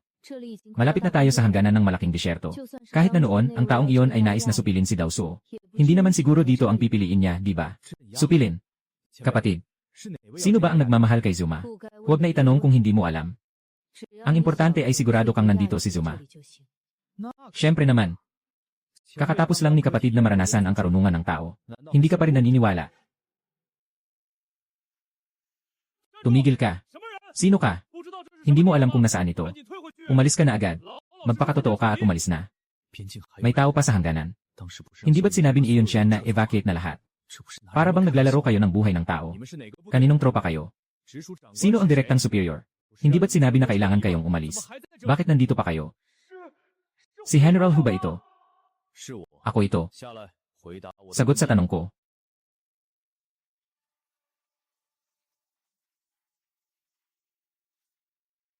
Magandang araw, General. Salamat sa iyong pagsusumikap. Dapat lang. Ginoo, huwag mo ring sisihin si General Xiao. Nakaalis na ang karamihan sa ating mga tropa mula sa hangganan. Lahat ay nagbabalik sa pag-inspeksyon sa kahabaan ng hangganan. Kung may makita pang mga mamamayan na hindi pa umalis, isasama sila. Tiyak na matatapos natin ang pag-alis sa Hanoi sa itinakdang oras. Pero bago nito, tiyak na mananatili kaming nakaduty. Gagampanan ang huling tungkulin. Nandito ka sa post mo. Alam mo ba kung saan may kuweba malapit dito? Kuweba. Malaki o maliit? Sa sakop ng aking patrol, may kabuang 364 na kuweba na may iba't ibang laki. Ang ilan ay kasing laki lamang ng kalahating tao. Hindi makapasok kahit na gumapang. Ang ilan naman ay may taas na 3 hanggang 5 metro. Sadyang malalim. Napakarami. Sige na. Walang problema, maghanap na lang ng lugar para magtago at manghula. Kahit hindi makita ni Long, ayos lang. CJ, dito lang may isang lugar na pwedeng magtago si Dao. Sundan mo ako. Ang saya naman ng relasyon nyo. Kababayan, agad mong ipaalam sa lahat dito sa paligid na mag-evacuate na sila. Tandaan mo, lahat na yun. A-report kay Xiang Yunchen. Sabihin mong ako ang nag-utos. Mabilis. Kapatid, pakisuyo magpakita kayo ng daan. Yung sinasabi mong katalinuhan ng tao, mukhang hindi rin ganoon ka-epektibo, ah. CJ. Hindi maganda, di ba? Ikaw na nga. Sa oras na yon, magiging unang tatanggap ng padala ng Dongfeng Express. Ay, mali yata. Batang ito, hindi mo ba sinabi na ang half-demon ay napakababa ng katayuan sa tao? Bakit parang ginagalang ka pa rin ng mga tao? Hindi ka ba nagsinungaling sa akin dati? Nga, anong nangyari? May kasalanan. Bakit ko pa makikipag-away sa batang ito? Malinaw na makikita ang pagbabago ng emosyon ni Xiang Liu. Sa huling sagradong hulaan, nakuha ko ang dugo ni Xiang Liu sa pamamagitan ng pananakot at pang-akit mula kay Zolong. Hindi ko kailanman nilunok sa harap nila, kaya't hindi ko kailanman nakita. Ang reaksyon nito nang malaman nitong mayroon akong siyam na kapangyarihan. Batay sa kasalukuyang sitwasyon, mukhang may pagkakataon itong makuha. Naging tao ang Zulong. Nagbago ang puso ni Xiang Liu. Kapag lumabas ang dalawang pagbabagong ito, maraming bagay ang maaaring baguhin. Mukhang kailangan pang makakuha ng pagkakataon para makakuha ng isa pang hula pagkatapos makuha si Dao Sohu.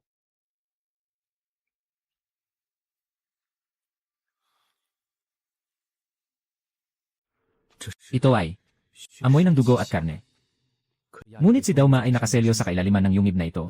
Saan nanggaling ang ganitong karaming dugo at karne? Ang hula ay maaari lamang ipakita ang mga imahe at pag-uusap. Hindi ko maipapadala ang amoy. Itong amoy, mas nakakatakot kaysa sa inaasahan ko. Malapit na tayo. Batang ito, ipagpapatuloy mo pa bang pumasok? Kahit na nangako ako sa iyo na papatayin si Dao Ma, hindi ko sinabi na alagaan kita habang nasa proseso. Kung magpapatuloy ka pa rin, magtatayo ka ng 3, magiging mayabang ka na. Pasok.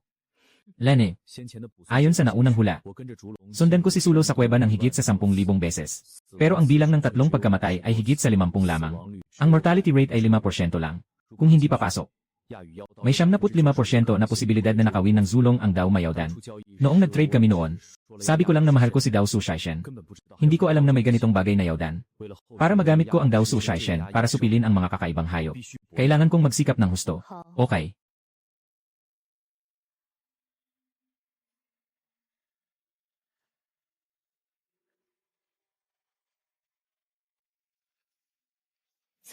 Tara na. Gising na ito.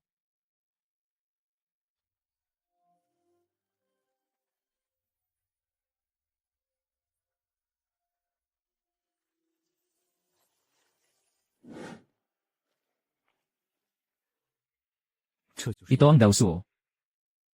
Ang Bingwan at Xiang Liu ay naibalik. Ang Zulong ay natutulog. At ang Dao Ma sa harapan ay sadyang nakatali ng buhay sa loob ng 10,000 taon. Hindi ito tama. Sa mga simbolo na yon, ang Zulong ay naging anyo nito. Diretsong lumapit at pinulbos ang estatwa. Ngunit ngayon naging tao na ito. Ano na ang dapat gawin?